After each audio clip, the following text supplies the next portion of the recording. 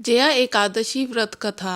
धर्मराज युधिष्ठिर बोले, हे भगवान, आपने माघ के कृष्ण पक्ष की शर्तिला एकादशी का अत्यंत सुंदर वर्णन किया। आप स्वदेज, अंडज, उद्विग्ज और जरायुज चारों प्रकार के जीवों के उत्पन्न, पालन तथा नाश करने वाले हैं। अब आप कृपया करके माघ शुक्ल एकादशी का वर्णन कीजिए। इसका क्या नाम है, इसके व्रत की क्या विधि है और इसमें कौन से देवता का पूजन किया जाता है। श्री कृष्ण कहने लगे कि हे राजन, इस एकादशी का नाम जया एकादशी है। इसका व्रत करने से मनुष्य ब्रह्म हत्या आदि पापों से छूटकर मोक्ष को प्राप्त होता है तथा इसके प्रभाव से भूत, पिशाच आदि योनियों से मुक्त हो जाता है। इस व्रत को विधि पूर्वक करना चाहिए। अब मैं तुमसे पद्म पुराण में वर्णित इसकी महिमा की कथा सुनाता हूँ। देवराज इंद्र स्वर्ग में राज करते थे और अन्य सब देवगण सुख पूर्वक स्वर्ग में रहते थे।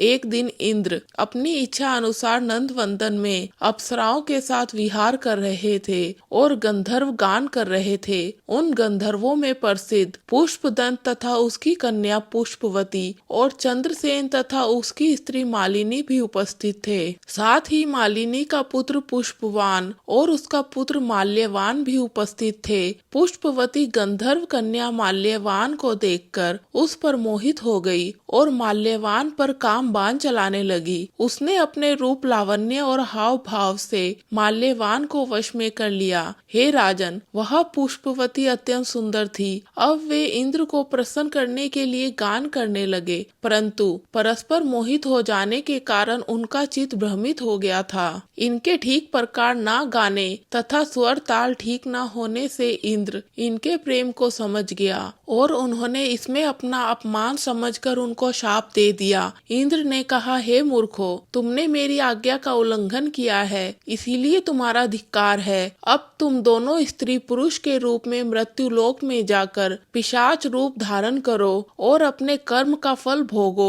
इंद्र का ऐसा शाप सुनकर वे अत्यंत दुखी हुए और हिमालय पर्वत पर दुख पूर्वक अपना जीवन व्यतीत करने लगे। उन्हें गंध, रस तथा स्पर्श आदि का कुछ भी ज्ञान नहीं था। वहाँ उनको महान दुख मिल रहे थे। उन्हें एक क्षण के लिए भी निद्रा नहीं आती थी। उस जगह अत्यंत शीत था, उससे उनके रोंगटे खड़े रहते और मारे शीत के दांत बजते रहते। एक दिन पिशाच ने अपनी स्त्री से कहा कि पिछले जन्म में हमने ऐसे कौन से पाप किए थे जिससे हमको यह दुखदायी पिशाच योनि प्राप्त हुई। इस पिशाच योनि से तो नरक के दुख सहना ही उत्तम है, अतः हमें अब किसी प्रकार का पाप नहीं करना चाहिए। इस प्रकार विचार करते हुए वे अपने दिन व्यतीत कर रहे थे। दैवी योग से तभी माघ मास में शुक्ल पक्ष की जया नामक एकादशी आई। उस दिन उन्होंने कुछ भी भोजन नहीं किया और न कोई पाप कर्म ही किया, केवल फल फूल खाकर ही दिन व्यतीत किया और सायंकाल के समय महान दुख से पीपल के वृक्ष के नीचे बैठ गए। उस समय सूर्य भगवान अस्त हो रहे थे।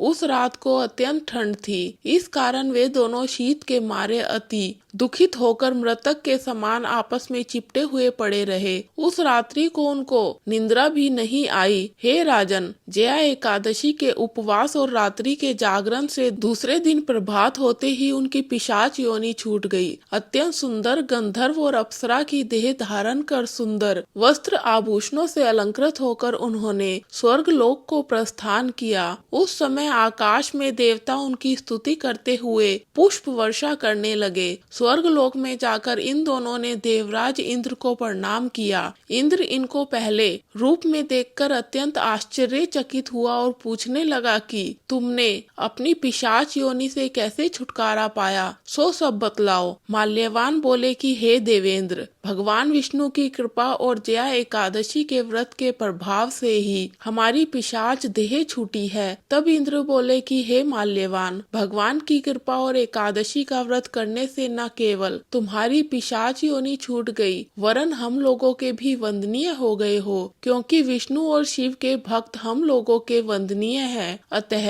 आप धन्य हैं। अब आप पुष्पवती के साथ जाकर विहार करो। श्री कृष्ण कहने लगे कि हे राजा युधिष्ठिर, इस जया एकादशी के व्रत से बुरी योनि छूट जाती है। जिस मनुष्य ने इस एकादशी का व्रत किया है उसने मानो सब यज्ञ जप दान आदि कर लिए। जो मनुष्य जया एकादशी का व्रत करते हैं वे अवश्य ही 1000 वर्ष तक स्वर्ग में वास करते हैं।